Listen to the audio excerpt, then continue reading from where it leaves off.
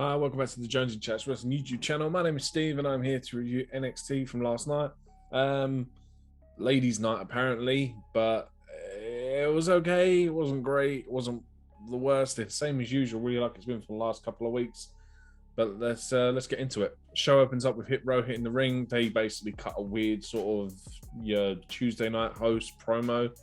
They're just talking about how Swerve hasn't got to defend his title, and then talking about women and because it's ladies' night. And yeah, this just basically leads into the no DQ match between B-Fab and Elektra Lopez. I think this was a nice touch being no DQ because this really added to this match. Match itself was all right. It didn't really get any better until sort of the weapons come out. There was a decent spot with the table and the kendo stick and the chairs, but I think this was more of a repayment for a poor excuse that they didn't have more Extreme Rules matches on the Extreme Rules pay-per-view over the weekend. The result was the right one, I feel, though, with Lopez picking up the win. This is just a good excuse for them to now carry on this feud. They are two solid wrestlers, and I'm sure they'll get better as they go along and as they have more in-ring chemistry. But yeah, so I think this is what needed to carry on. Joe Gacy, who was banned apparently last week or cancelled because they removed all the footage, is back. He's again sort of trying to make the NXT ring a safe space. I don't know. I don't understand it at the minute. Hopefully it will make sense going forward. But yeah, we then go into our next match: Zion Quinn versus Oney Lorcan. This was inevitably going one way, especially when you got the likes of Oney Lorcan come out, especially with no Danny Burch, so he was on his own. Zion ends up picking up the win. Again, this is building all the new wrestlers, but nothing for the old wrestlers. It's basically kind of like in with the new, out with the old kind of thing. We then get MSK come out for an in-ring promo. They talk about who's going to be next to face them, and the Grizzled Young Veterans come out, and there was just a slight hope in me that was thinking, yes, we're finally going to see the Grizzled Young Veterans versus MSK in a one-on-one capacity, and the Grizzled Young Veterans are going to win those NXT Tag Team titles. But unfortunately not. Carmelo Hayes comes out with Trick Williams. He starts doing this annoying thing about I can cash in for the Tag Team Championship. Trick tries to take the contract and do it. But then we get Josh Briggs and Brooks Jensen out. They basically say that they want to fight, basically, and they end up squaring off. This is basically leading to an 8-man tag match next week where it's going to be Brooks Jensen and Josh Briggs and MSK versus Grizzled Young Veterans and Trick Williams and Carmelo Hayes. Then we got the NXT Women's Tag Team Championships: Io Shirai and Zoe Stark versus Gigi Dolan and JC Jane. Honestly, I thought this was going to be a win for Gigi and Jace. They just, like, Io and Zoe got jobber entrance, like they were in the ring after commercial break, but I guess not. I mean, I don't know, is Io ever going to make that move to main roster? It just doesn't look like it at the minute, because say she's still currently the tag team champion. I would like to see her go up to the main roster at some point. I think she's one of these people that's been in NXT long enough that she's been there, done that, got the t-shirt, and she needs to move up. This was actually probably one of the better matches of the night. It's just a shame that some of this talent, like, I don't think Zoe should be in this tag team. I'd rather see Zoe as a singles competitor, and again, Io, I'd rather see her go to the main roster at this point. Say she's been there long enough. On to the next match: Boa versus Andre Chase. I'll be honest with you, I'm starting to find Andre Chase quite annoying, and I think Boa's the wrong person for him, because essentially you're putting two heels against each other, and this doesn't really work for me. He spends half the time on the outside just mocking Mei Ying before she ends up spitting that liquid in his face. Boa then hits a reverse DDT for the quick win. It's not a great match. I thought this was pretty pointless. Again, with being ladies' night, I would like to have seen, I don't know, another women's match, someone line. I'm pretty sure there's like the likes of Dakota Kai, who we haven't seen in weeks. She had, like, why isn't she on TV anymore? I don't know, maybe she's getting called up, but still, I would have preferred another women's match for it supposedly being ladies' night. On to the next match: NXT Cruiserweight action. It's the champion Roderick Strong taking on Grayson Waller in a title match. It was actually a good match for Roderick Strong. It's not very often that I feel he has good matches, and this was probably one of the better ones.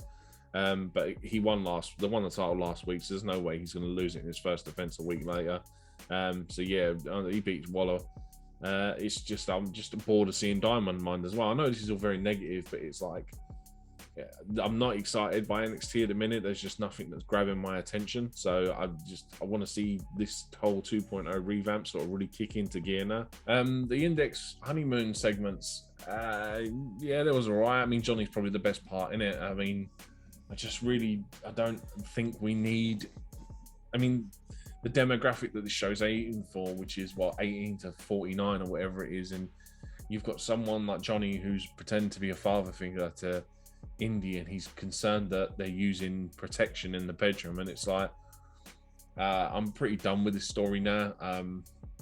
I would rather than move on. I want to see Johnny back wrestling. I don't want to see him being father figure to 2 other people. I mean, where's Austin as well? I mean, Austin come back for the wedding, and again, we've not seen him in 2 weeks. I'd rather see him wrestling again rather than carrying on this sort of storyline. We get an interview with Cora Jade. She's with Trey Baxter. They're just basically playing off the story last week, and Trey's like, "Don't do what I did." Yeah, it's not the best segment, but like I said, I like Cora Jade, and again, for Ladies' Night, it would have been nice to have seen it in a match tonight. We also get the Lash Legend TV segment. This was really weird, like it was meant to be in front of a studio audience, and you could tell it was just one person sitting in a room with a cameraman, essentially, and yeah, not the biggest fan of it. I mean, like, she makes fun of Andre Chase and hypes like Ikeman Jiro, so I suppose there's one plus from it, but again, they need to cut out these TV segments that they do. On to the next match, Kyle O'Reilly versus Ridge Holland. Kyle jumps Ridge before the match. It's a really good match, and let's say it's quite hard hitting. It's just, it's sort of, it's not building Ridge Holland to how I felt he was being built before the 2.0 rebrand. He ends up losing to Kyle O'Reilly, and I just thought, well, I know that Kyle O'Reilly's kind of lost a lot of his momentum.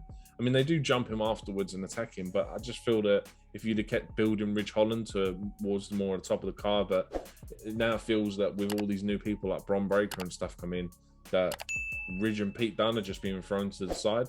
And it kind of makes me question why Pete Dunne signed a new contract, because for as long as he's been in NXT main now, he's not accomplished anything aside from a tag team run with Riddle, which was really short-lived. And it was like, Pete Dunne is probably one of the best wrestlers on the roster, and again, I don't think he's been given enough light to shine here. I mean, Von Wagner comes out for the save at the end as well, and again, this is just going to set up a tag team match between the 4 of them.